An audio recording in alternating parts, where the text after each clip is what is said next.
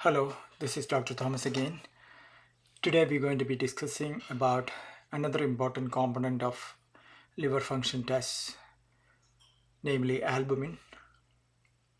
First of all, the disclaimer.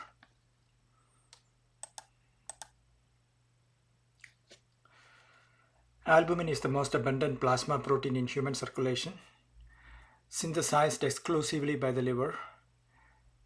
That's a very important point. It plays a crucial role not just in maintaining oncotic pressure but also in transport, buffering, and immunomodulatory functions. Understanding albumin's physiological roles and clinical applications is essential for evidence-based management across multiple disciplines including hepatology, nephrology, and critical care. A few words about oncotic pressure. Oncotic pressure, also called colloid osmotic pressure, is a form of osmotic pressure specifically exerted by plasma proteins, especially albumin, in the intravascular space. It plays a critical role in maintaining the fluid balance between the intravascular compartment and the interstitial space, namely extracellular compartment. Basic physiology. Blood contains proteins, primarily albumin, that are too large to pass freely through capillary membranes. These proteins exert an osmotic pull that draws water back into the capillaries from the surrounding interstitial fluid. This oncotic pressure opposes hydrostatic pressure, which tends to push fluid out of the capillaries. Together, oncotic and hydrostatic pressure govern stalling forces, which control the movement of fluid across capillary membranes. Synthesis and metabolism of albumin. Albumin is synthesized exclusively by hepatocytes at a rate of 10 to 15 gram per day. Half-life of albumin is approximately 21 days under normal conditions. 40% of albumin is distributed intravascularly and 60% is distributed extravascularly. Regulation of albumin synthesis. Albumin is a negative acute phase reactant. Synthesis decreases during inflammation, infection, or trauma. Albumin synthesis is regulated by nutritional status, hormonal signals such as insulin, glucocorticoids, and inflammatory cytokines such as interleukin 6, TNF alpha, which suppress synthesis. Key functions of albumin. Number 1, maintains oncotic pressure. 75 to 80% of total oncotic pressure is contributed by albumin. Number 2, transport proteins. Albumin binds and carries bilirubin, fatty acids, calcium, and hormones such as thyroxine, cortisol, and drugs such as warfarin and phenytoin. Number 3, antioxidant properties. Albumin binds to reactive oxygen and nitrogen species. Number 4, albumin's role in acid-base buffering. Albumin is a weak acid that contributes to plasma buffering capacity.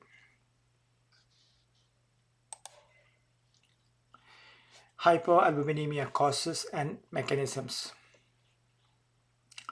The following are the important causes of hypoalbuminemia: decreased synthesis, increased loss, or redistribution or dilution.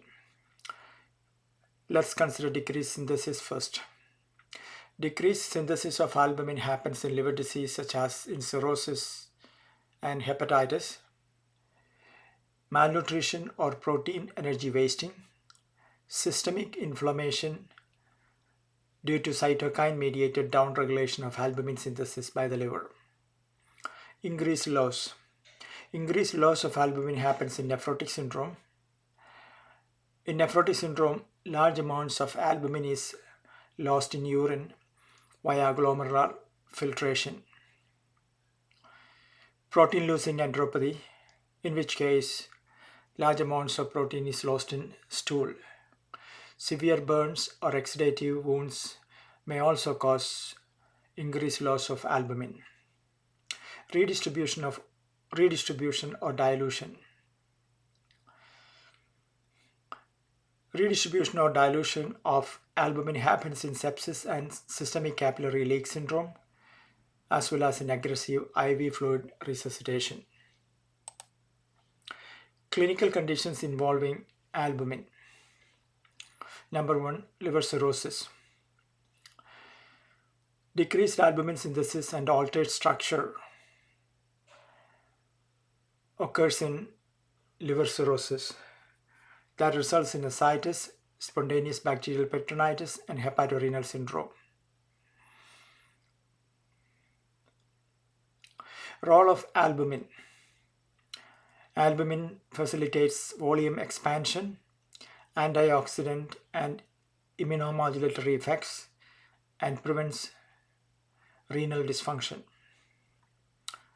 Number 2, nephrotic syndrome. Massive urinary albumin loss occurs in nephrotic syndrome, more than 3.5 gram per day. Hypoalbuminemia in nephrotic syndrome leads to edema and hypercoagulability. Albumin infusion is controversial in nephrotic syndrome, only used in refractory edema alongside diuretics. Number 3, critical illness such as sepsis or septic shock. Hypoalbuminemia correlates with increased morbidity and mortality. Use of albumin for resuscitation remains debated.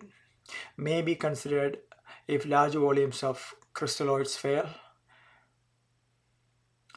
There is potential benefit in septic shock, especially in hypoalbuminemic patients.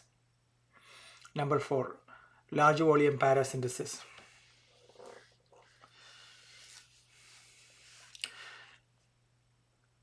Removal of more than 5 liters of ascitic fluid may precipitate parasynthesis-induced circulatory dysfunction. IV albumin at a dose of 6 to 8 gram per liter of ascitic fluid removed prevents parasynthesis-induced circulatory dysfunction. Number 5, hepatorenal syndrome.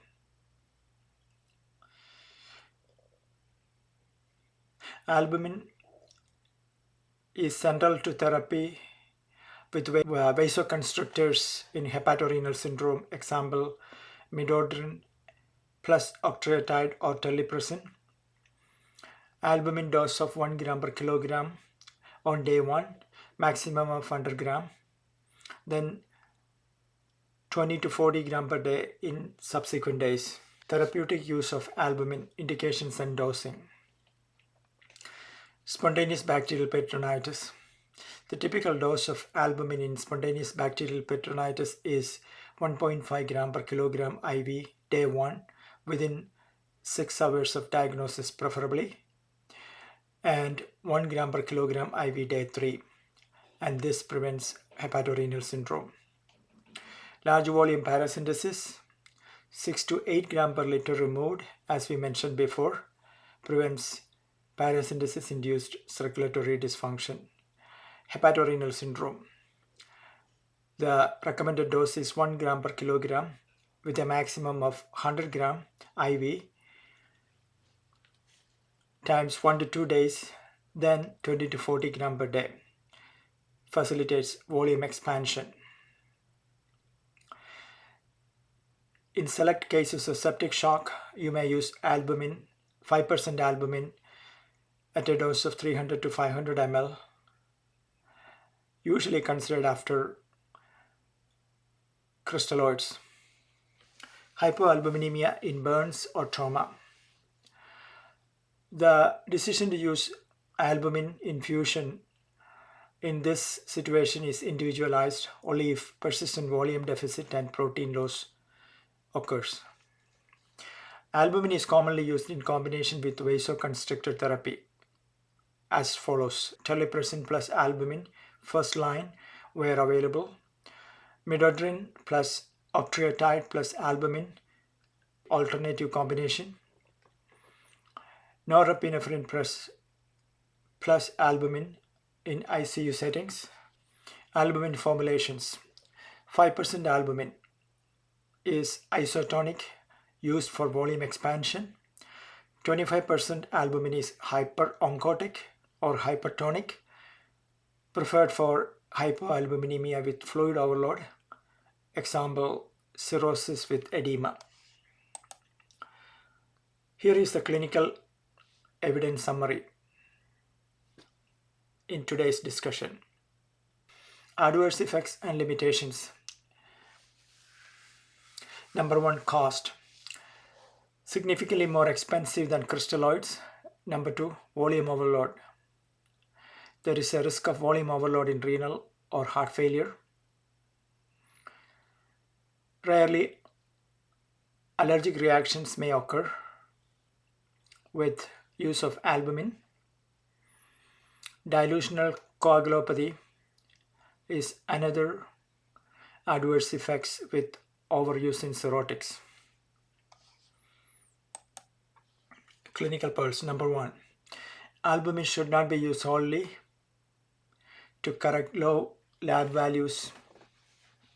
Clinical context is essential. Number 2, in cirrhosis, albumin serves more than a volume expander role. It has immunomodulatory and anti-inflammatory effects. Number 3, avoid albumin in isolated nutritional hypoalbuminemia without clinical symptoms or volume issues. Number 4, pair albumin with diuretics in cases of refractory edema for more effective fluid mobilization. Number 5, always assess intravascular volume status before albumin use. Inappropriate use may precipitate pulmonary edema. The following are the references. Thank you for listening. See you next time.